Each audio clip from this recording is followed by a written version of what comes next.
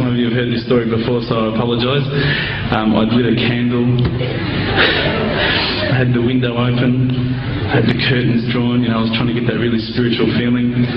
It was a nice summer night in Melbourne, as summer as it can get in Melbourne, and I was sitting there thinking, this is it, this is the night. I'd been, investigating all the spiritual proofs, all the scientific proofs about the fact that the mountains are the pegs, about, how the embryo develops inside, the woman, all these amazing proofs, but I still needed that little push. It was like I was on the edge of a cliff. I was ready to jump. I just needed a push. So I was sitting there, it was very quiet. I was reading Quran, and I stopped. I said, Allah, this is my moment. This is the time I'm about to jump into Islam. All I need is just a sign. Just a little sign, nothing huge, maybe a bolt of lightning.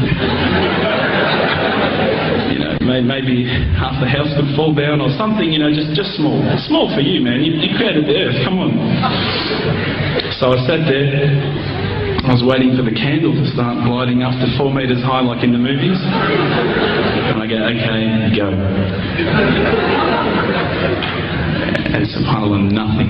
Absolutely nothing happened. I was really disappointed, to be honest. So I sat there and I said, Allah, this is your chance. I'm here. I'm not going nowhere. I'll give you another chance. Okay, maybe you're busy. I know it's daytime over the other side of the world. There's a whole lot of stuff going on. Maybe this time it could just be like a car backfiring. Something small. All right, half the house, the candle. Let's forget that.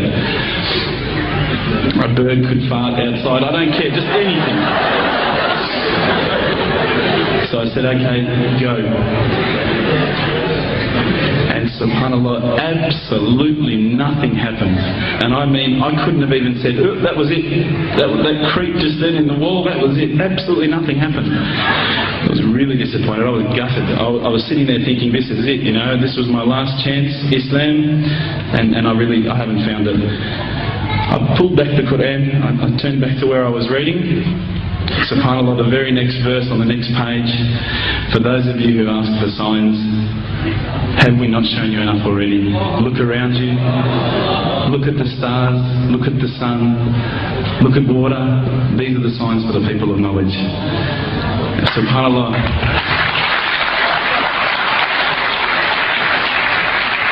I threw the doona over my head and I pretended I was asleep. I was that scared because I couldn't believe how arrogant I'd been to want my own specific sign when all the signs had been there for me all along.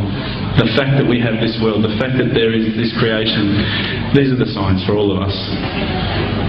The next day I decided this is it, I'm becoming a Muslim. I'd been investigating Islam now for probably about 6 months, to be honest. I went in and I said to myself, this is it, I'm going to make shahada. I had no idea what I had to say, I had no idea what the words were. It was probably close to Isha prayer, so it would have been, 7, 8 o'clock at night. I went in and I couldn't believe it, there was about 1,000 people at the mosque. I thought, subhanAllah, look at this religion. Look at how strong they are. It was the first night of Ramadan.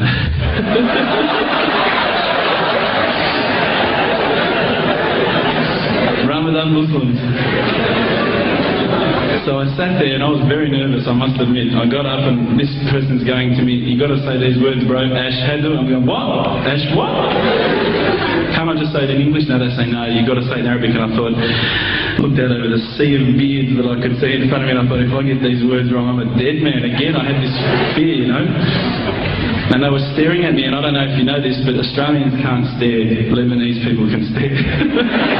So I was sitting there, I was very scared.